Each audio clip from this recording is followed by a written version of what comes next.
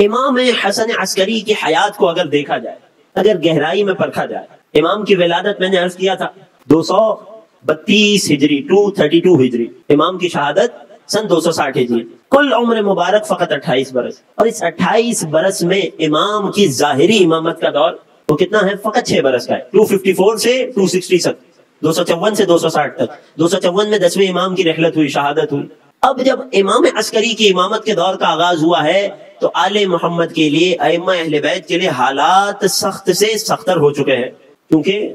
بنو عباس والے جانتے ہیں،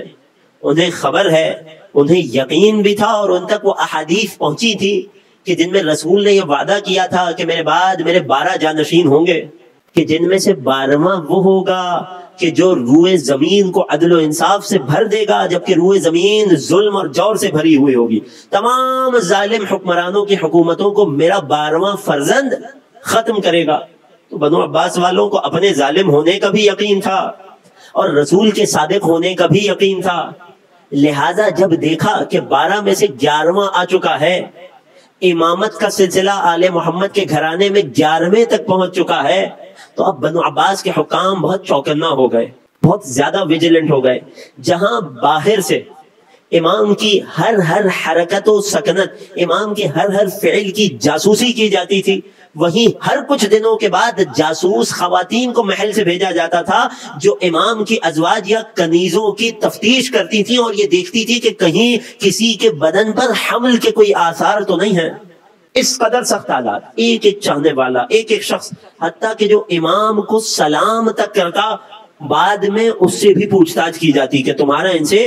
کیا تعلق ہے۔ کبھی امام کو سخت سے سخت قید خانوں میں رکھا گیا، یہاں تک کہ ملعون معتز باللہ نے سامرہ میں سب سے زیادہ شقی شخص کو تلاش کیا اور اسے کہا کہ امام کو اپنی قید میں رکھ اور جو ظلم چاہے وہ کر۔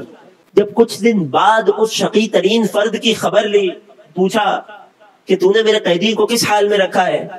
کہنے لگا مجھ میں ہمت نہ ہوئی اس پر ظلم کرنے کی۔ ایسا کیوں ہوا؟ کہا ما رأیتہ الا صائم النہار وقائم اللیل، میں نے انہیں سوائے 2 حالتوں کے کسی تیسری حالت میں نہیں دیکھا، دن میں روزے سے ہوتے ہیں، رات بھر عبادت کرتے ہیں، لا یکلمنی شیئا، مجھ سے کبھی کوئی بات، کوئی فرمائش، کوئی شکایت کچھ نہیں کی، جب کبھی بات کی بہت مختصر کی، اور ان کا ایک ایک لفظ ایسے میرے دل میں اتر جاتا تھا کہ میں ان کی ہیبت میں مبتلا ہو جاتا تھا،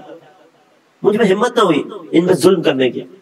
حاکم نے جب یہ دیکھا مایوس ہوا، امام کو قید سے منتقل کیا، کچھ دن امام رہائی کی حالت میں اپنے گھر میں رہے، نظر بند رہے، کچھ دن گزرے، پھر امام کو قید کیا گیا۔ اب کی بار انتظام الگ ہے، اب ایک فرد پہ بھروسہ نہیں ہے، بلکہ پورے شہر سامرہ کے جو بدقماش ترین لوگ تھے، جو بد فطرت ترین لوگ تھے، جو برائی کے اعتبار سے معروف ترین لوگ تھے، ان تمام کو یہ ہدف دے کر کہ امام کو اذیت پہنچائیں، قید خانے میں رکھا گیا۔ یہ کوششیں ہو رہی ہیں، اللہ اکبر۔ ایک طرف ایک شریف النفس انسان کے لیے جیل جانا یا قید خانے جانا ہی ایک بہت بڑی آزمائش، اور پھر اگر جیل میں یا قید خانے میں اس کی بالکل فطرت کے عکس لوگ، انتہائی بدترین لوگ اس کے ہمراہ ہوں تو مشکل اور بڑھ جاتی ہے۔ مگر پھر وہی ہوا کہ نور امامت تمام ظلمتوں پر غالب آ گیا، امامت کی روشنی نے تمام اندھیروں کو ختم کر دیا۔ کچھ دن بعد جب خبر گیری ہوئی تو کیا دیکھا؟ ان میں سے ہر ایک امام کی چاہت رکھنے والا بن چکا تھا، لہذا کیا کیا جائے، یہ معاملہ بھی ناکام رہا۔ حاکم نے امام کو قید سے رہائی کا حکم دیا۔ جب قید خانے کا دروگہ آیا امام کے پاس قید سے رہا کرنے، تو امام نے فرمایا کہ یہ جو لوگ تھے میرے ساتھ، انہیں میری وجہ سے قید کیا گیا تھا، مجھے اذیت دینے کی خاطر انہیں قید میں ڈلوایا گیا تھا، اب یہ بدل چکے ہیں، اب جب تک ان کی رہائی نہیں ہوگی میں بھی قید خانے سے باہر نہیں آؤں گا۔ امام انہیں ان سب کو آزاد کرا کر رہائی دلا کر قید سے باہر آئے۔